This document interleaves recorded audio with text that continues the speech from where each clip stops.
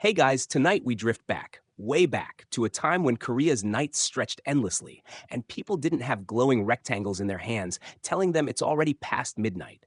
You stand inside a palace courtyard under a velvet sky scattered with stars.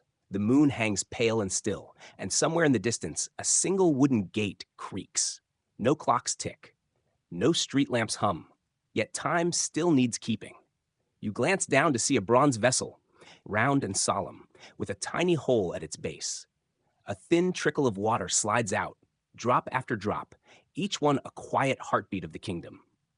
This dripping bowl, is their version of your digital watch, except it doesn't scream at you to stand up and walk 10 more steps. And here's the reality check. You probably wouldn't survive 1 week here without oversleeping through royal curfew. So, before you get comfortable, take a moment to like the video and subscribe, but only if you genuinely enjoy what I do here. Also, tell me in the comments where you're watching from and what time it is right now. Now, dim the lights, maybe turn on a fan for that soft background hum, and let's ease into tonight's journey together. You move closer. The vessel, called a Pyeongjang, is part of an ancient system known as a water clock or clepsydra. The name sounds fancy, but it's basically bucket with a plan. Each hour, as water slowly drains, it lowers a floating rod marked with carved notches. Guards, their silk sleeves rustling, watch that rod like hawks. Once the correct notch lines up, they bang a drum or strike a bell, announcing to the sleeping palace, another hour has fallen. Mainstream historians know that by the 8th century, Korean dynasties, especially under unified Silla, were already experimenting with these time-dripping guardians. And yet, standing here, you notice something odd. The courtyard isn't empty. Tiny frogs crouch at the rim, staring as if they own the place. Quirky fact?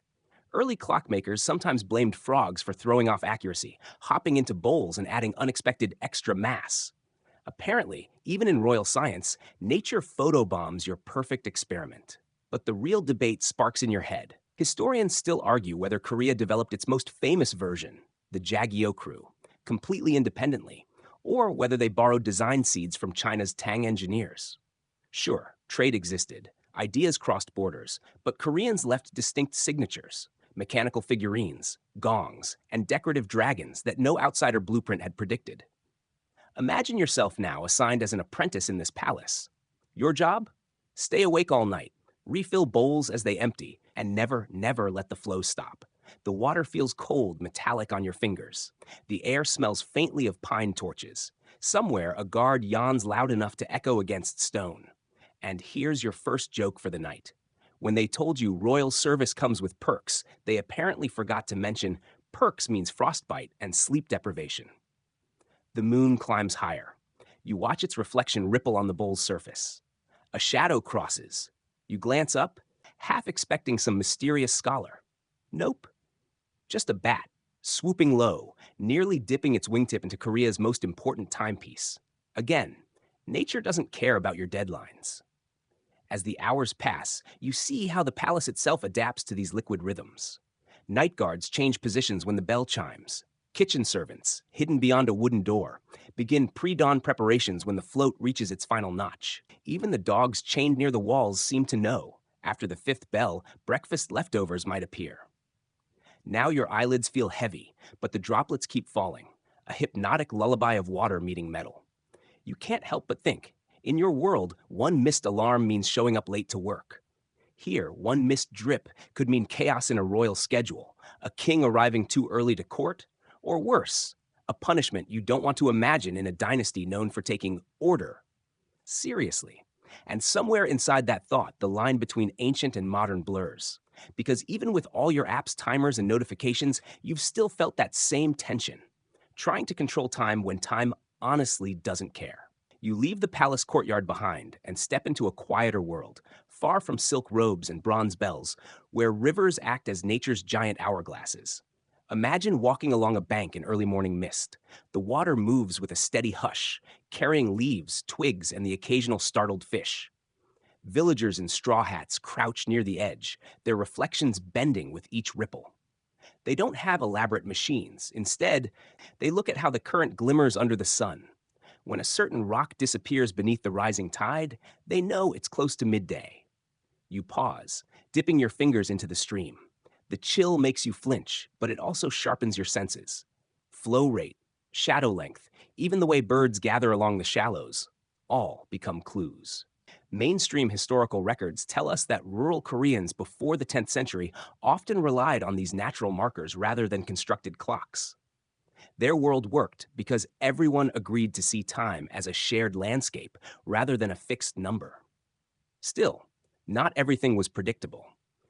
One quirky tidbit whispers from the reeds. Some farmers supposedly tied tiny floating gourds to branches, creating makeshift minute hands. The gourds drifted downstream, and when they reached a particular bend, a child would yell, "It's time!" Not exactly atomic precision, but hey, nobody was late for rice planting. Yet, here comes the part scholars still argue about. Did people truly organize their days by river patterns, or have we romanticized this image centuries later? Archaeological evidence is thin.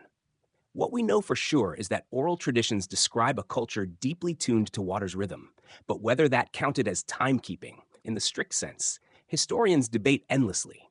You follow a path where stones are slick from morning dew. A woman with a basket balances easily while humming a tune. She stops to look at the sun's reflection on the water. "One more verse," she mutters, "then I'll head home." That's her clock. You smile because, really, it's like saying, "When my playlist ends, I'll wrap up." Ancient Spotify, minus the ads. But rivers aren't always kind. Imagine a sudden summer storm swelling the banks. Your careful gourd clock vanishes downstream like a bad punchline. Or a drought leaves your markers stranded in dry mud. Nature, as always, runs the show. You glance up to see clouds forming fast, darkening the valley, and you realize this method demands flexibility you probably don't have when your phone battery dies and you panic after 5 minutes. You squat near the water's edge, watching minnows dart around your reflection.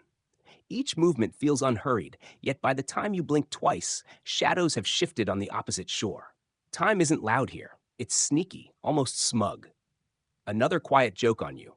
While you obsess over seconds, the river just keeps doing its thing, indifferent to your schedule. Somewhere upriver, a wooden water wheel creaks. It's not just for grinding grain. It also serves as an accidental clock.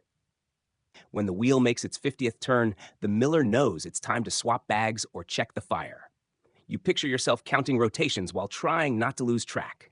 33, 34, wait, was that 35 or 36? Congratulations, you've invented the first "are we there yet" loop in history. Even now, your ears catch something soothing in that rhythm. The river doesn't shout the hour, it hums it. That hum seeps into your bones, making your shoulders drop and your breath slow. You almost envy those villagers who measured life by ripples instead of red numbers flashing on a screen. You keep following the river until its sound fades into the distant hills, and soon a new scene opens before you. An early workshop buzzing with purpose. Thick beams of pine hold up a low roof, and the air smells like fresh-cut wood mixed with oil from grinding stones. Here, the first Jagyakru builders work. You crouch behind a stack of planks, watching men in hemp tunics debate over sketches scratched on flat clay tiles. One points to a circle drawn carefully. Another argues about how much water should fall per minute.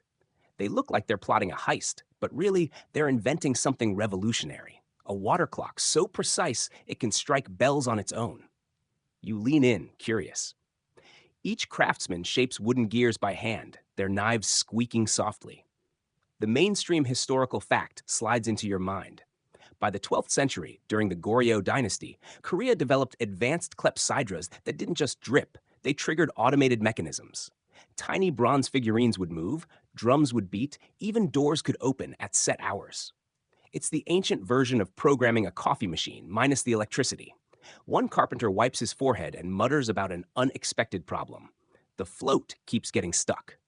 Another responds, "Maybe carve the spout wider." Then someone else, older and clearly the master, says, "No, it's not the spout, it's the water's mood today." You blink? Water's mood? That's your quirky tidbit. Builders sometimes described liquid as temperamental, believing it behaved differently depending on whether the moon was waxing or waning. Science meets poetry, apparently. But historians still argue whether these workshops were purely Korean innovations or if they adapted ideas brought from neighboring Song China. Did Goryeo craftsmen see foreign designs, then make them better? Or were they independently solving the same universal problem, how to trap time in a bowl? That debate hasn't ended. You crouch lower as one young apprentice sneezes, nearly knocking over a half-finished gear. Everyone freezes. Careful, the master snaps. One wrong dent and midnight will arrive at noon. You can't help but smirk. Imagine living in a world where a sneeze could literally ruin the kingdom's schedule. Behind you, a stray cat slinks into the workshop. It eyes a dangling string used for testing float levels. Swat. Bat. There goes an hour's worth of calibration. You bite back a laugh because even centuries later, cats are still the uninvited project managers of human history. The builders light an oil lamp as dusk creeps in. Shadows grow long across their plans. They carefully pour water into a tall container, testing whether each drop lands where it should. The sound, plink, plink, echoes softly, and you find yourself counting subconsciously. It's hypnotic, but also stressful. You imagine standing here all day, carving, adjusting, and praying the float doesn't jam again. Meanwhile, back in your modern life, you complain about having to reset the microwave clock twice a year. Perspective, right? A young boy enters, carrying a bundle of reeds. For the siphon, he announces proudly. They tie the reeds together to guide water from one chamber to another without stopping the flow. You can almost feel their relief as it works. Smooth, steady, perfect. Someone laughs, and for a moment the workshop feels lighter. But then the master stares at the half-assembled clock and whispers, "If the king wakes before dawn and no bell rings." He doesn't finish. Everyone knows the consequences. Royal displeasure isn't just a bad Yelp review. It's the kind that could end your career or worse. Another dry joke in your head. At least your boss doesn't own a sword. Night settles fully. The workers roll up scrolls and pack tools. You stay, staring at the unfinished structure, a wooden tower with hidden tubes, ready to turn invisible water into measured hours. It's part art, part math, part sheer stubbornness. And while you're tempted to think, "I'd never manage that level of patience," you also feel a strange calm knowing that these people poured years into something as simple and impossible as holding time still. You step away from the wooden workshop, expecting more gears and dripping bowls, but instead your eyes catch a sudden splash of color across the horizon. A rainbow, thin at first, then bright enough to look painted, arcs above terraced fields. Farmers pause mid-swing with their hoes, squinting upward as though the sky just held up a giant sign. Clock in, folks. It sounds strange to you, but in certain rural valleys, people really did read time by rainbows. Mainstream accounts say that when sunlight hit morning mists at a particular angle, the arc often appeared around the same hour each day in early summer. That became a natural signal. Work break, or time to move cattle. You shade your eyes, watching as colors sharpen, violet bleeding into indigo. No apps, no chimes, just refracted light keeping everyone roughly on schedule. Then you notice something oddly practical. One man licks his finger, holds it up, and waits for wind to cool the skin. He nods toward the rainbow and says something that probably translates to, "Yep, still early." That's your quirky tidbit for this section. Some villagers believed each band's thickness hinted at not just the hour, but the humidity level, which in turn told them how long they could work before rain. Basically, a meteorologist's job minus the green screen. Still, historians debate whether people truly trusted rainbows as precise time tools, or if later storytellers exaggerated this romantic idea. Did farmers really look up and say the yellow stripes fading must be noon? Or were rainbows more like pleasant confirmations rather than strict measurements? Scholars can't agree. You keep watching, amused.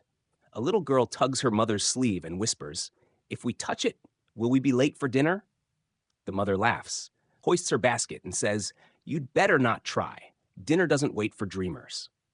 You smile because, honestly, you've skipped meals for stranger reasons, like binge watching a show and suddenly realizing it's 2 a.m. Then a darker cloud slides in, and the rainbow fades quicker than expected. The farmers groan. Their sky clock just ghosted them. You hear a man mutter, "Great. Now, how do we know when to stop?" Nature's humor strikes again. Out here, one misplaced shadow or sudden gust can turn your schedule into a guessing game. You start to notice how much this method ties people emotionally to their environment. Every head tilts upward. Every gesture slows when the light shifts. There's a collective pause, almost meditative. You find yourself breathing deeper, too. Funny how watching a rainbow feels more relaxing than any countdown timer you've ever set. But imagine the challenges. Rainbows don't show up on cloudy days. In winter, they're practically non-existent. And what about valleys where mountains block the perfect angle? Some villages must have looked enviously across ridges, thinking, lucky folks over there probably know what time it is. It's like today's Wi-Fi envy. Different tech, same frustration. As you stand there, the rainbow vanishes entirely, leaving only pale sunlight. The field suddenly feels more urgent. People start guessing. Maybe it's later than we think. Tools clink faster. Baskets fill quicker. You realize that even in ancient Korea, humans had that same uneasy relationship with time, always chasing it, never certain they're keeping up. A playful thought crosses your mind. If rainbows could text, they'd probably say, "Good morning. I'll disappear without warning. Deal with it." And honestly, that's exactly how your snooze button behaves. You leave the fields behind and step back into the heart of the capital, where palace walls rise like layered mountains and rooftops glint under the late morning sun. Here, time isn't just a personal guide. It's a tool of control. You watch silk-robed officials glide across stone courtyards, their shadows long and deliberate. Each one carries a narrow bamboo slip with notes, schedules, and maybe some carefully hidden gossip. Their destination? The Royal Water Clock Pavilion, a structure as important as the throne room itself. Inside, the air feels cool, almost cave-like. Pools of water glimmer in carved basins, feeding narrow channels that lead to bronze mechanisms. At the far end stands a tall, box-like device, the Jagyokru, Korea's masterpiece of hydraulic timekeeping. Its design is intricate. Water drips from one container to another, floats rise and gears engage, causing miniature figures to strike gongs or hit drums at precise intervals. Mainstream history tells us that under King Sejong in the 15th century, these devices reached a level of accuracy rivaling anything outside Europe. They didn't just measure hours, they synchronized ceremonies, military watches, and court proceedings. If the bell rang late, chaos could ripple through the palace. Meals delayed, guards switching shifts at the wrong moment, even diplomatic audiences starting off awkwardly because the foreign envoy had been waiting in the heat too long. But here's your quirky tidbit. While one official carefully adjusts a float, another leans over and whispers, "If the king sees his shadow this long, does that mean winter's coming early?" It's basically a Groundhog Day joke, 600 years before Bill Murray. These people might look solemn, but they still tease each other about the absurdity of depending on water bowls to decide royal business. And of course, scholars still argue about something you wouldn't expect. Did every palace maintain identical time, or did local variations exist even within the capital? Some historical records suggest that different gates kept their own versions of official hours, which could lead to awkward situations, like two groups of soldiers both believing they were on the night shift. You edge closer, watching a young attendant pour fresh water into the highest basin. His hands tremble. If he spills even a little, the clock could run fast or slow for the rest of the day. You feel yourself tense on his behalf.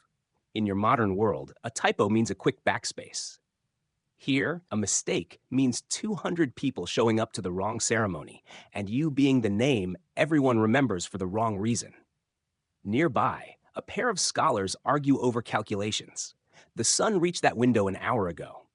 No, your shadow's too short. You're rushing the afternoon. You want to laugh because it's basically two academics fighting over whose wristwatch is better, except their watches are buckets of water. Outside the pavilion, a faint drumbeat echoes across tiled courtyards. Guards change positions like clockwork, literally. Birds scatter from the rooftops. Kitchen servants glance up from their steaming pots. Everyone moves as though an invisible conductor raised his baton. That's the power of these royal timekeepers. They turn drops into order, silence into rhythm. But even within all that elegance, you sense how fragile it is. If someone forgot to refill the basins, if a float cracked, if a single hole clogged, the entire palace schedule could unravel. It's almost funny. This grand dynasty, with armies, scholars, and poets, is still at the mercy of dripping water. You smirk at the thought. Somewhere in history, a frog probably caused a royal banquet to start late. You step back into the sunlight, and the gong rings again. The sound rolls across the city like a slow wave, bouncing off tiled roofs, sliding through alleys, and reaching even the outer markets. Time here isn't a personal possession. It belongs to everyone, announced to everyone, controlled by a few men in silk robes who spend their days watching bowls fill and empty. You wander away from the palace, but before you even clear the outer gates, the temper drops. Winter has crept in overnight, and suddenly all those elegant water clocks face their worst enemy: ice. The same liquid that obediently dripped through bronze spouts yesterday now hardens into silent, useless plugs. You picture an official rushing into the pavilion at dawn, robes flapping, only to find the float frozen solid. Time itself has stopped, not metaphorically, but physically. Mainstream historical accounts mention that Goryeo and Joseon engineers tried multiple tricks to keep their clepsydras working through harsh Korean winters. Some clock towers were built partially underground to trap the Earth's warmth. Others lined their basins with charcoal braziers placed dangerously close, because nothing says precision instrument like a fire hazard hovering under it. You lean over one of these makeshift heaters and imagine being the unlucky attendant assigned to babysit the water. Your modern brain mutters, they really needed central heating. Here's your quirky tidbit. One record describes people adding a pinch of salt to the basins, hoping to lower the freezing point. Did it work perfectly? Probably not. But apparently, it worked enough to get through those brutal nights. You imagine an apprentice whispering, "Shh, don't tell the master I'm seasoning the king's clock like soup." Still, historians argue whether such adaptations were common practice or rare emergencies. Some sources suggest entire winter schedules shifted to rely more on sundials, fire shadows, and even sound cues, like roosters trained to crow at certain feeding times, while the water clocks sat useless until spring thawed them out. Others claim they ran year-round thanks to clever insulation methods we've yet to fully uncover. You crouch beside one half-frozen basin, hearing tiny cracks as ice expands inside. The float bobs awkwardly, trapped under a thin sheet of glassy white. You press your finger to it. Cold burns your skin instantly. Suddenly, you feel the same panic those ancient attendants must have felt. If the bell doesn't strike on time, guards may oversleep, the palace gates may open late, and somewhere a furious nobleman will throw his morning tea. And because humor always survives stress, you hear someone mutter, "Maybe we should just ask the sun to start earlier." Another replies, "Sure, let's send a letter to the sun." Even centuries ago, sarcasm was humanity's coping mechanism. Walking deeper into the palace courtyard, you see workers dragging buckets of hot water to pour over frozen channels. Steam rises, their breath clouds, and they look like ghosts moving under the pale morning sky.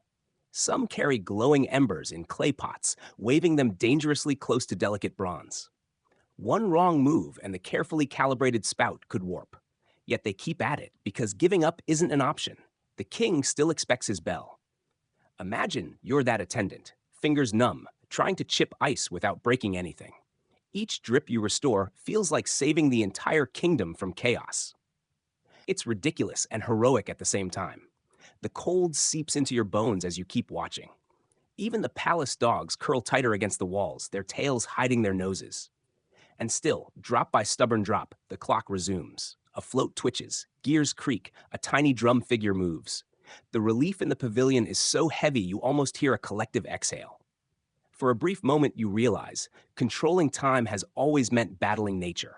Rainbows vanish, rivers flood, water freezes, frogs invade bowls. Humans keep building, adjusting, and joking about it because the alternative is chaos. And in some corner of your modern mind, you admit, even your smart devices freeze sometimes. At least you don't have to light a fire under your phone to fix it. You move away from the freezing pavilions, drawn by a softer light ahead. Along the palace's outer walls, long, shallow pools stretch like narrow mirrors. The sun rises higher, and you see what ancient Koreans once relied on when water clocks faltered: liquid reflections doubling as sundials. You walk alongside them, and each step reveals shifting bands of light and shadow, like time itself painting across stone. Mainstream history notes that many palace complexes integrated these reflective channels intentionally. When the sun hit a certain notch in the wall's carved edge, its glimmer on the pool marked a specific hour. Simple, elegant, and surprisingly effective.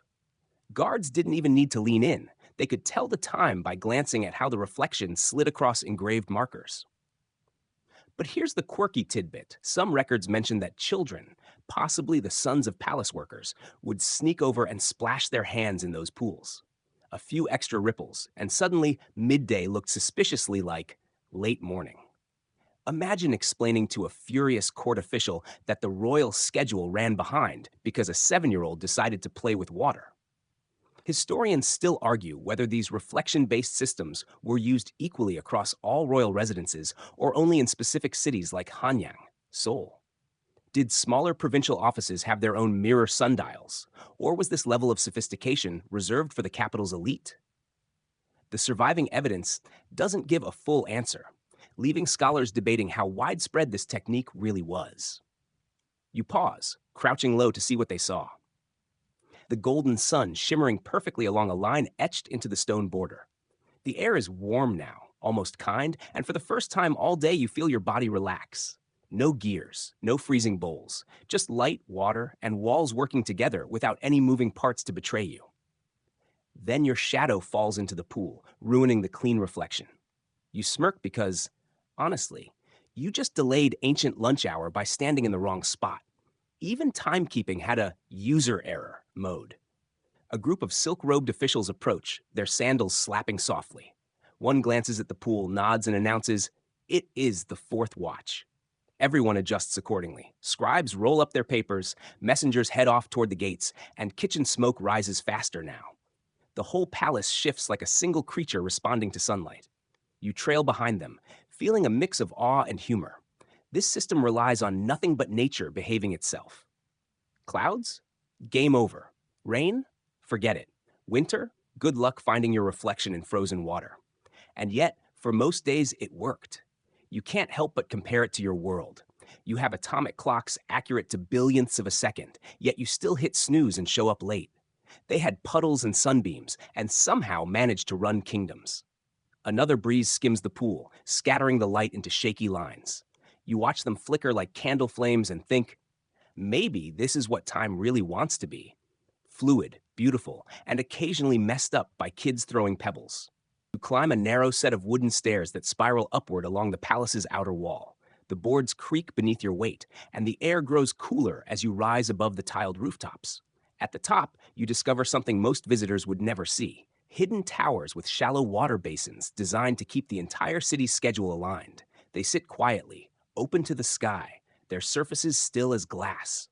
Mainstream historical accounts tell us that during the Joseon dynasty, Seoul relied on these rooftop reservoirs to distribute time signals. When the main palace water clock struck a certain hour, attendants stationed up here would release floating markers or tilt mirrors to reflect sunlight toward distant watchtowers. Those towers, in turn, signaled villages outside the capital. Imagine an early version of wireless syncing, except instead of satellites, you have guys squinting at shiny boards. Here's the quirky tidbit. Some rooftops supposedly housed trained pigeons that carried tiny slips to outer gates when weather made mirror signals impossible. Picture an impatient officer muttering, "We're late because the bird got distracted by breadcrumbs." It's almost comforting to know, even in the 15th century, "the network is down" was a valid excuse. Historians still argue whether these hidden basins were purely for signaling or if they also served as backup sundials. Some scholars suggest they had dual purposes. When clouds blocked the sun, the water itself acted like a second timing system, reflecting lantern light at night. Others think that's too convenient to be true, pointing out the lack of detailed diagrams. You peer over the edge. The city spreads below like a patterned quilt, streets winding, markets buzzing, smoke spiraling from tiny kitchens. You imagine the people down there glancing at their own makeshift clocks, shadow sticks, gourd floats, even rooster calls, waiting for confirmation from these high, quiet towers. The attendants you see are calm but focused. One kneels, adjusting the water level by ladling out a few careful scoops. Too much, and the reflection will warp. Too little, and the light signal won't reach far enough. You think about your phone screen brightness setting, and suddenly you feel weirdly connected to him.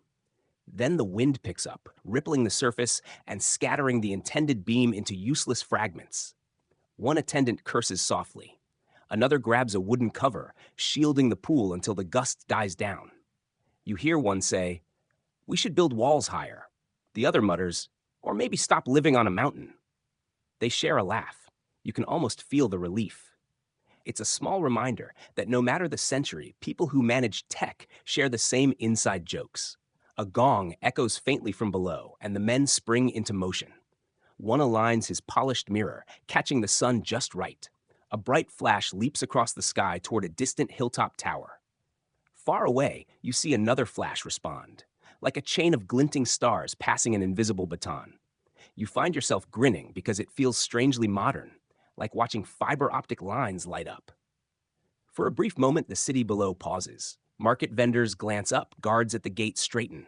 The entire rhythm of Seoul hangs on a thin thread of sunlight bouncing off a basin you're standing next to. You descend from the tower and follow a dirt path into the countryside, where life feels slower, quieter, and far less precise. Here, timekeeping doesn't come from palace gongs or mirrored flashes. Instead, villagers lift their eyes to the sky, watching clouds scatter and sunlight bend. You notice a small group gathered near a rice paddy, their attention fixed on something faint but unmistakable, a rainbow forming in the afternoon haze. To them, that arc isn't just beautiful, it's a signal. When its colors sharpen, they pack their tools. When it begins to fade, they hurry home. You watch a man wipe his brow and mutter, "Rain's coming, best get the cattle under shelter." You realize these people don't separate weather from time. To them, they're the same thing. Mainstream historical records hint that in remote Korean valleys, natural light events, rainbows included, served as rough markers for communal schedules. No water clocks, no sun-carved walls, just a shared understanding. When the rainbow appears over the East Ridge, it's past midday. Simple, but workable, until it isn't. Here's your quirky tidbit. Some oral traditions claim that villagers occasionally argued over whose rainbow was correct. Because terrain could create multiple faint arcs at different angles, one group might shout, "It's time to quit," while another insisted, "Not yet, we still have half an hour." Basically, the first rural version of people fighting over whether it's too early to leave a party. And here comes the open scholarly debate. Did those rainbows really function as dependable time signals, or are modern storytellers romanticizing an occasional coincidence? Historians can't agree. Some say valleys known for frequent mist had consistent arcs that appeared like clockwork. Others think farmers simply used them as weather omens, and later generations added the timekeeping label. You stand quietly as the rainbow fades faster than expected. One boy groans, "Now we don't know if we're late." Another man squints, trying to track the sun's position. The conversation turns into an impromptu debate. Should they trust the fading light or keep working until shadows lengthen more? Nature isn't giving a straight answer. And you can almost feel their frustration. A soft laugh escapes you because it's too familiar. Even now, with atomic clocks in your pocket, you've still glanced at the sky and guessed wrong, thinking it's around 5 when it's already 6:30. Humans haven't changed much. Suddenly, a drop of rain hits your cheek. Then another. The villagers rush, throwing bundles over their shoulders. The rainbow clock didn't just end their workday, it warned them of a storm. Maybe that was the real purpose all along. As you jog with them toward shelter, the clouds swallow what little light remains. You can barely see the path, and for a second you imagine what it must have felt like centuries ago to live without any reliable timepiece. No backup, no digital map glowing in your hand. Just weather, instinct, and a lot of arguing about whether that rainbow counted. You reach the village center just as the rain lets up, and instead of silence, you hear music, low, metallic, and oddly cheerful. You follow the sound to a small wooden pavilion where an ancient water clock sits, not just marking hours, but announcing them like a festival. Its bronze figurines, crafted to look like tiny officials, strike gongs each time water reaches a certain depth. The result is a gentle melody echoing through the valley. Mainstream historical accounts describe these musical water clocks, particularly the famous Jagyeokru, as marvels of their time. They didn't simply drip, they performed. A float would rise, trigger a lever, and click, one miniature man would lift a mallet and strike a bell. At certain intervals, others would hit drums or cymbals. Some models even had wooden doors that opened to reveal hidden figures carrying scrolls. Think of it as an ancient cuckoo clock, but with more ceremony and less frantic bird squawking. Your quirky tidbit. Records say some attendants developed favorite songs of their clocks, humming along to the predictable pattern as they worked. A few even claimed that if you listened long enough, you could predict changes in weather based on how the echoes carried across the courtyard. Imagine someone today saying, "My wall clock's chime feels humid. Storm's coming." Yet historians still argue over exactly how complex these mechanisms were. Some surviving blueprints show detailed gear systems that would have required incredible craftsmanship. Others suggest later artists exaggerated their sophistication, turning a functional tool into a legendary music machine in the retelling. You crouch near the pavilion's doorway, watching a boy tasked with maintaining the float. He leans on his elbows, bored, and casually flicks a pebble into the water. The float wobbles just enough to ring a bell early. An older attendant glares. "Do you want the entire village to eat dinner an hour ahead?" The boy shrugs, probably thinking, "Yes, actually." It strikes you that these clocks were more than scientific devices. They were community anchors. Their sounds regulated meals, markets, guard shifts, even prayer times. You look around. Merchants begin packing baskets, children run home, and dogs stretch lazily, as if the gong is their personal cue to nap. Still, you can't help noticing the pressure on the attendants.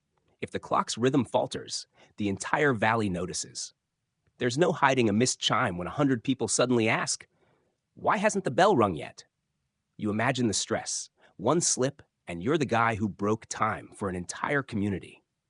Rainwater drips from the pavilion roof, making its own quiet rhythm alongside the metallic gongs. You close your eyes for a second and let the two sounds blend, nature's beat and human engineering syncing perfectly.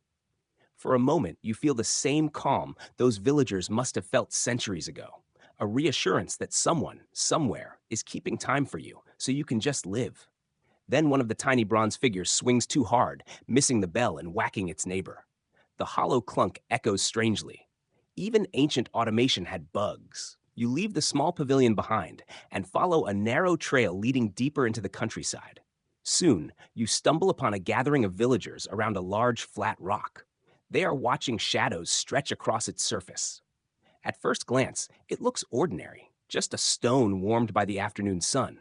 But then you notice the shallow grooves carved into it, like an improvised clock face. Mainstream historical sources describe such stones as some of Korea's earliest public sundials.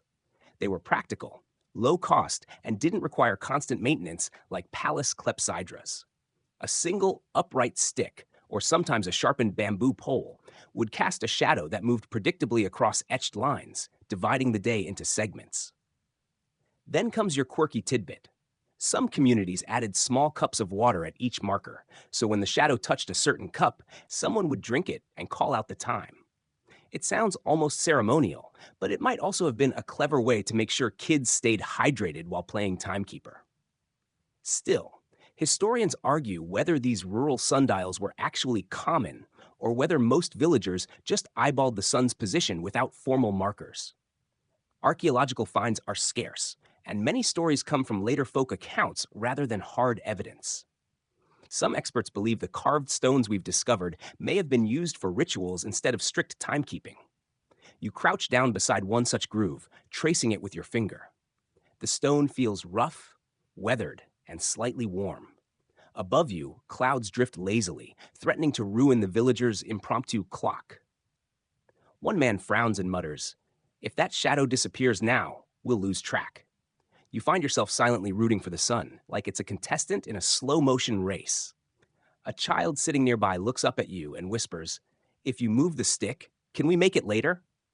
You laugh softly, because even centuries ago, humans were already trying to manipulate time to their advantage. Suddenly, a gust of wind knocks the bamboo pole slightly off center. The shadow shifts just enough to confuse everyone. Two women start debating. "It's already late." "No, that's just wind." The argument sounds familiar, like adults today squinting at phone clocks set to slightly different time zones. Despite its imperfections, you notice something beautiful about this method. It forces everyone to slow down and look up. You can't rush a shadow. You can't tap it awake. You just wait, and in that waiting, there's a rare stillness.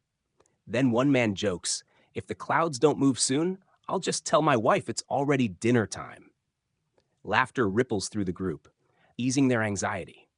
Time, it seems, has always been flexible when you really want it to be. You wander farther, leaving the village sundial behind.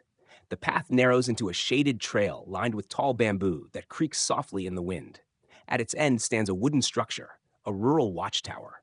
Inside, a single attendant tends a device much humbler than the Grand Palace Jagyo crew.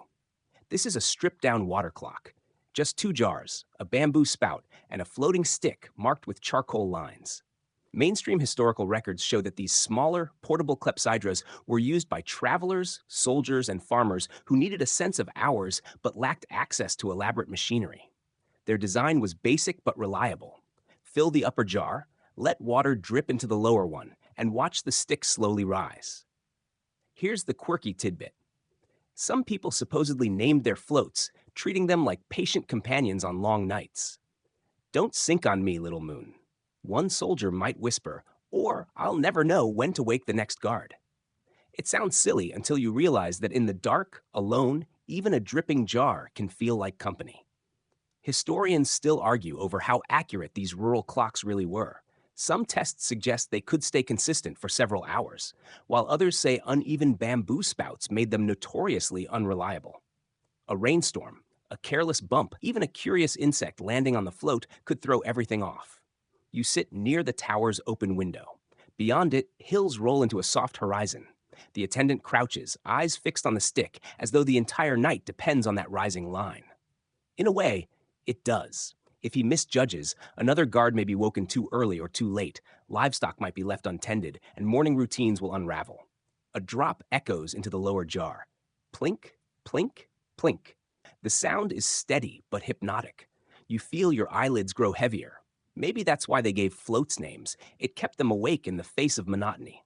Then the jar suddenly hiccups. A trapped bubble bursts, speeding the water for a few seconds. The attendant curses under his breath. Not again.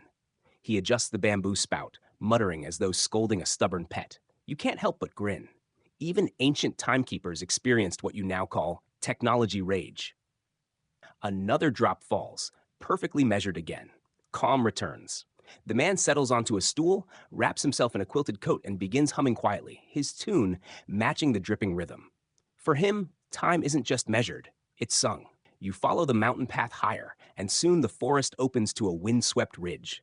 There, another kind of ancient timekeeper waits, not made of bronze or bamboo, but built into the landscape itself. Massive standing stones rise from the ground, their surfaces carved with faint lines. At sunrise, shadows crawl across those grooves in a pattern so precise that locals once used them as a seasonal calendar. Mainstream historical accounts suggest that certain Korean regions erected megalithic stones that doubled as both ritual monuments and solar markers. When the morning shadow touched a particular notch, villagers knew it was time to start planting, harvest, or even hold festivals. Here's the quirky tidbit. Some oral legends claim that birds, especially magpies, were considered part of the system. If one landed on the tallest stone during a specific shadow phase, elders would announce, "It's truly midday." Was it science? Not exactly. Was it charming? Absolutely. But historians still argue about the original purpose of these stones. Were they intentionally aligned to track the sun, or were later generations simply repurposing old ritual structures as rough clocks? Archaeological evidence is patchy, leaving the debate open. You place your hand on one stone. It's cool, gritty, and taller than three people stacked together. Its shadow stretches like a spear across the earth, landing perfectly on a shallow groove. The accuracy surprises you. This isn't just guessing. Someone planned this. A gust of wind knocks your hood back. You imagine standing here centuries ago, waiting for the first edge of light to hit that exact line. People might have held their breath, as if the stone itself had authority over the entire day. Nearby, a group of children gather around a smaller rock, pretending to call the hour. One girl announces, "When my shadow reaches your toe, we'll eat." You laugh quietly. Timekeeping games haven't changed much. Suddenly, a cloud slides across the sun. The shadow blurs, and the entire schedule vanishes. One elder sighs, "We'll have to guess." Another mutters, "The stones can't see through clouds." You realize how fragile their system was, effective on perfect days, but at the mercy of every passing breeze. Still, there's something oddly peaceful about relying on stones and sky instead of alarms and screens. You catch yourself thinking, maybe losing track of time isn't always the worst thing. You descend from the ridge as twilight begins to settle. The air smells of pine smoke, and in the distance, lanterns flicker to life along the rooftops of a small fortress outpost. Unlike the bustling palace, this place feels isolated, yet its need for precise timekeeping is just as critical. Guards here rely on sound rather than sight, especially during long winter nights when shadows and rainbows are useless. Mainstream historical accounts describe the use of watch drums and signal gongs as early nocturnal clocks. Each guard shift, or gyeong, was marked by a distinct rhythm. At set intervals, an attendant would strike a hanging drum 3 times, then a small bronze gong twice, letting everyone know exactly where they were in the night cycle. Here's your quirky tidbit.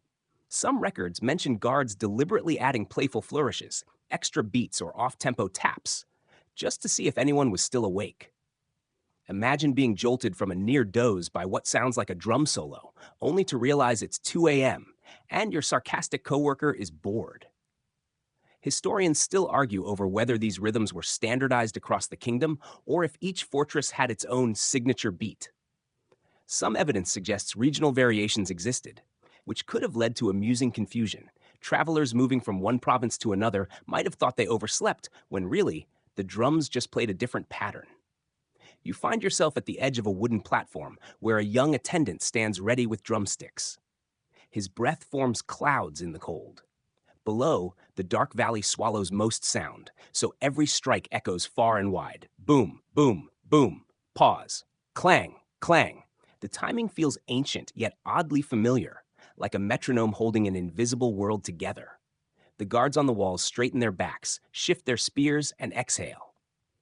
Even animals react. A dog perks up, crows flap nervously from nearby trees. You realize how universal the sound must have been. Villagers, travelers, and soldiers alike could tell the hour just by listening. But there's pressure here too. If the attendant forgets a beat or hits too early, the entire rotation collapses. Someone will wake the next shift prematurely. Someone else might nap through their post. In this fortress, a single mistimed drum could mean unguarded gates and very real danger. Suddenly, you hear a mutter behind you. If we miss the fourth watch again, the captain will make us run laps. You almost laugh. Even 600 years ago, supervisors were inventing creative punishments. Another drum beat rolls out, deeper this time, slower, as though the night itself is exhaling. You close your eyes, letting the sound settle into your bones. No glowing screens, no ticking hands, just wood, bronze, and rhythm dividing darkness into something manageable. You stay on the fortress wall until the horizon blushes with the first hint of dawn. The drum beats fade, replaced by roosters crowing from distant villages. Their calls overlap, uneven but surprisingly reliable, nature's own alarm system. Below you, mist coils through the valley like smoke from a hidden fire. Mainstream historical records note that ancient Koreans didn't just rely on tools. They also watched animals, plants, and even the sky's colors to gauge time. Roosters crowed before sunrise, frogs chorused in early evening, and certain flowers opened only at midday. A trained farmer could read these signs as easily as you read your phone screen. Here's your quirky tidbit. One folktale claims a family trained their pet rooster so well it would crow on command, useful for tricking neighbors into thinking morning had come early. Imagine the chaos. Half the village stumbling into the fields an hour too soon, muttering about short nights. Yet historians still argue about how deliberate this biological timekeeping was. Did people consciously use animal behavior as part of a daily schedule, or did they just notice patterns and later romanticize them? The evidence blurs somewhere between observation and folklore. You descend from the wall and step into a quiet path bordered by dew-heavy grass. Every droplet glitters, catching that thin strip of rainbow now emerging in the pale sky. It's subtle, faint, nothing like the dramatic arcs you saw earlier, but still enough to remind you how often rainbows mark the start or end of a working day. The villagers below begin to stir. Doors slide open. Fires crackle. Pots clink. There's no central bell here, no mirrored beam from a palace tower, just a network of natural signals, light shifting, roosters calling, and people trusting their senses rather than machines. You pause, realizing that after all these journeys, from royal water clocks to rainbow alarms, from bamboo floats to standing stones, every method, no matter how complex, shared the same goal: to make life feel less uncertain. And despite centuries of progress, you still chase the same thing each morning: a way to tame the unknown hours ahead. Now let's slow everything down. Let the fortress walls fade behind you. Let the drum echoes soften until they're just a memory. Imagine the rainbow dissolving, its colors melting into a sky that no longer asks for your attention. The fields grow quieter, shadows longer, air warmer. Your breathing evens. The urgency that drove villagers to check pools, floats, and stones slips away. You don't have to measure anything anymore. Not drops, not shadows, not echoes. Time is just a soft current now, carrying you gently. Maybe that's the real secret ancient Koreans knew. Once the work was done, the rainbow was simply beautiful, the water simply clear, the shadows simply cool. They didn't need to chase every moment, they learned to let some drift by uncounted. And maybe tonight, as you settle into bed, you can do the same.